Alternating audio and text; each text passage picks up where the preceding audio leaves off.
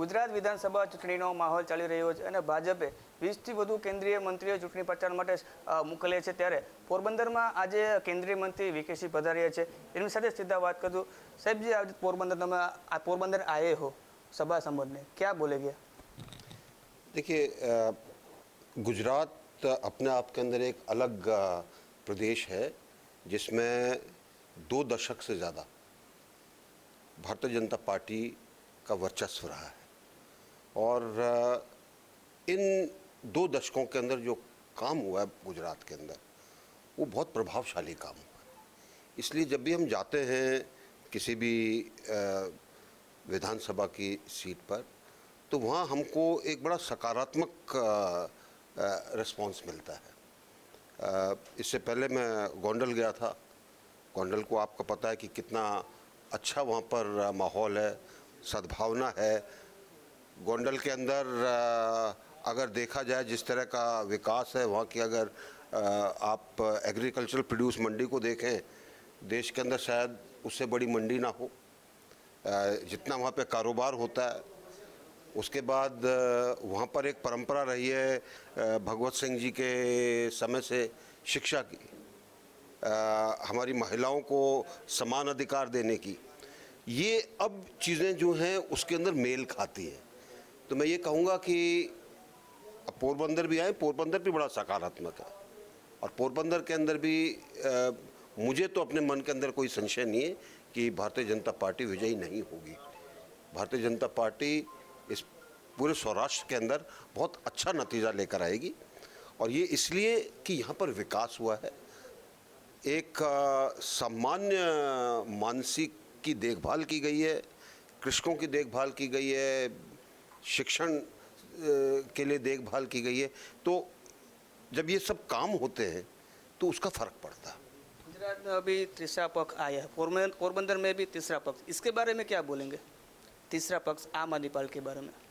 देखिए, आम आदमी पार्टी की एक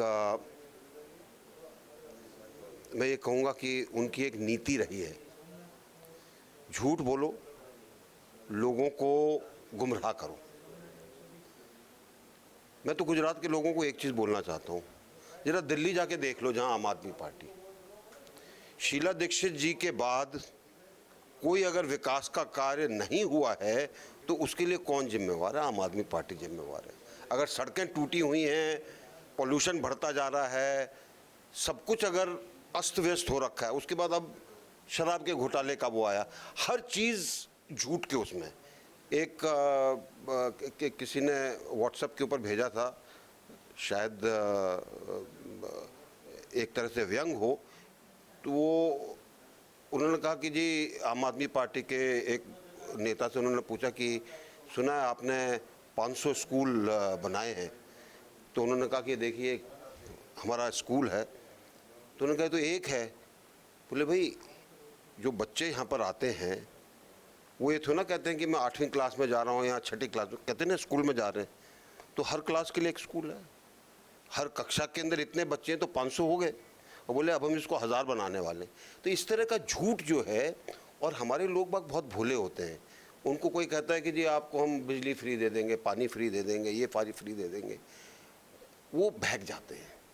तो मैं ये मानकर चलता हूँ कि गुजरात का समान मानसी भी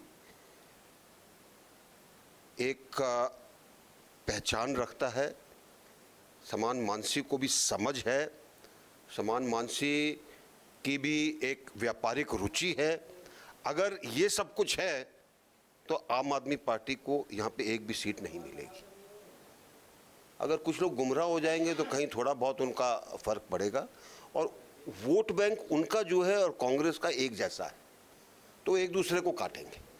कांग्रेस की बात की, अब इस बार गुजरात में कांग्रेस साइलेंट तरीके से लोगों के संपर्क कर रही है, इस बारे में क्या कहेंगे? देखिए, आप साइलेंट तरीके से करो चाहे शोर मचाकर करो, रिजल्ट वही आने वाला है। साइलेंट तरीका क्या है? आपने काम ही नहीं किया पिछले 20 साल से, आप क्या बताएंगे?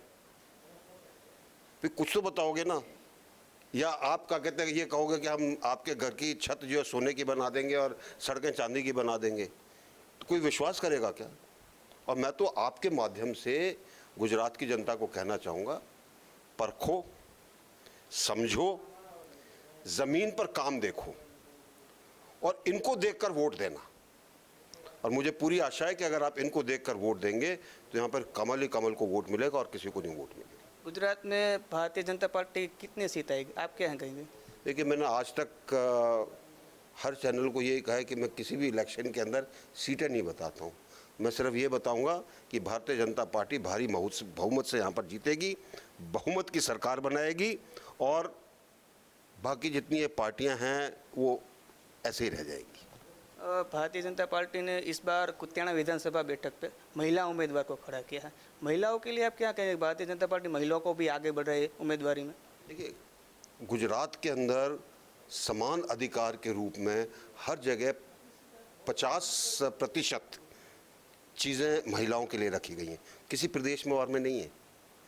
ये एक बढ़ावा जो दिया गया है शिक्षा के अंदर, आप देखिए, आज से नहीं, पिछले 25 साल से गुजरात के अंदर हमारी बच्चियों की शिक्षा फ्री है। ये उनको ऊपर उठाने के लिए किया गया था, आज वो ऊपर उठी हुई है, आज वो समान अधिकार है और मुझे लगता है कि इसका फ़ायदा भारतीय जनता पार्टी को अवश्य मिलेगा। पोरबंदर विधानसभा बैठक की बात करूँ तो इसमें बाबूभाई बोखीरिया और सामने कैंडिडेट कांग्रेस का अर्जुन मोढवाडिया है, 2 बार उसको हराया है। इसके बारे में क्या, इस बार फिर से पोरबंदर में कमल खिलेगा, क्या कहेंगे? पोरबंदर में कमल खिलेगा, इसमें मुझे कोई संशय नहीं है।